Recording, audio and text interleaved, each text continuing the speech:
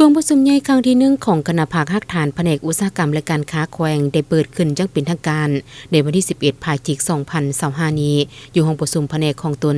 ภายใต้การเป็นประธานและกล่าวเปิดกองประชุม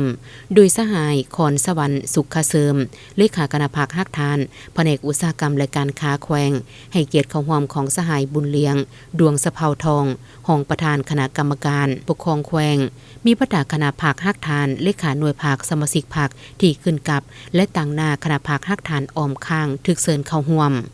โอกาสนี้สหายแก้วอุ่นเฮือนจันทวงศาห้องเลขาคณะภาคฮักฐานแผนกอุตสาหกรรมและการค้าแขวงได้ผ่านห่างบทรายงานการเมืองทั้งสองภาคยกให้เห็นจุดอ่อนคอคงค้างที่จะต้องได้ปรับปรุงแก้ไขในต่อหน้า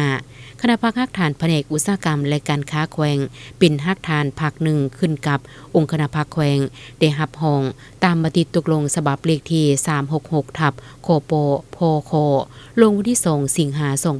2022เหตุหน้าที่จัดตั้งผันขยายแนวทางนโยบายของพรรคระเบียบกฎหมายของรัฐตามความรับผิดชอบในหน้าที่การเมืองของตนอย่างเข้มงวดประกอบมีคณะภาคฮักฐาน5สหายหญิง1สหายมี4หน่วยพรรคขึ้นกับภายหลังมีสมาชิกพรรคเพิ่มขึ้นได้แยกหน่วยพรรคเป็น5หน่วยพรรคหอดเดือนสิงหาปี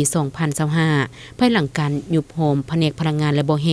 มาขึ้นกับแผนกอุตสาหกรรมและการค้าแขวงได้มีคำสั่งบริการยุบคณะภาคฮักฐานแผนกอุตสาหกรรมและการค้าและคณะภาคฮักฐานแผนกพลังงานและบ่แฮฉบับเลขที่554ทับโคโปโพโคลงวันที่19สิงหาคม2025และมติตกลงของคณะประจำภาคแขวงบริคำไซบริการสร้างตั้งคณะภาคฮักฐานแผนกอุตสาหกรรมและการค้าแขวงฉบับเลขที่555ทับโคโปโพโคลงวันที่19สิงหาคม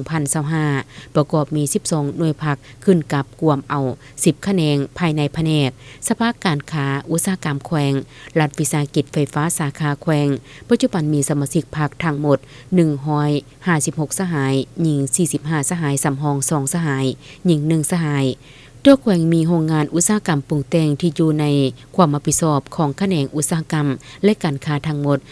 427หัวหน่วยโรงงานขนาดใหญ่8หัวหน่วยขนาดกลาง90หัวหน่วยขนาดน้อย106หัวหน่วยและแบบครอบครัว223หัวหน่วยรวมยอดมูลค่าผลิตภัณฑ์อุตสาหกรรมปรุงแต่ง 3,082 กว่าตือเก็บเทียบใส่แผน5ปีที่วางไว้8,900 กว่าตือเก็บปฏิบัติได้ 34.54 ส่วนหอยสาเหตุบ่สามารถบรรลุตามเป้าหมายย้อนได้มอบเวียกโรงงานปรุงแต่งกสิกรรมขั้นต้นให้แขนงกสิกรรมและป่าไม้อัตราการขยายตัวเฉลี่ย 9.83 ส่วนหอยต่อปีออกใบยั่งยืนรับรองให้ผู้มีความชำนาญงานและมีประสบการณ์สูงเป็นนายสร้างหัตถกรรมจำนวน8ท่านหญิง4ท่านใน4กิจกรรมวิชาชีพคือ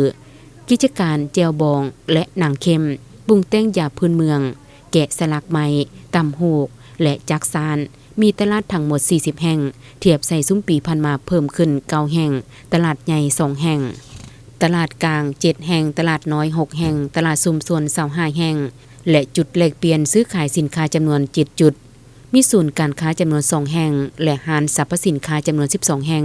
คุ้มครองที่ตามสภาพการเน่งติงราคาสินค้าเสบียงอาหารประเภทข้าวกินสิ้นหมูสิ้นงัวสิ้นควายไก่ปลาและประเภทพืชผักต่างๆรวมทั้งสินค้าอุปโภคบริโภคและสินค้าทั่วไปที่มีผลกระทบไว้ต่อชีวิตการเป็นอยู่ของประชาชนกรมประชุมยังได้ป้อนบัตรคัดเลือกเอาคณะพรรคสุดใหม่กรมประชุมได้เป็นเอกสารเลือกเอาสหายคอนสวรรค์สุขเสริมเป็นเลขาคณะพรรคฮักฐานสหายแก้วอุ่นเฮือนจันทวงศาเป็นห้องเลขาสหายนางมณีทองอวนลาศีเป็นประธานกฎกาสหายตุยจันทมงคลเป็นห้องประธานกฎกา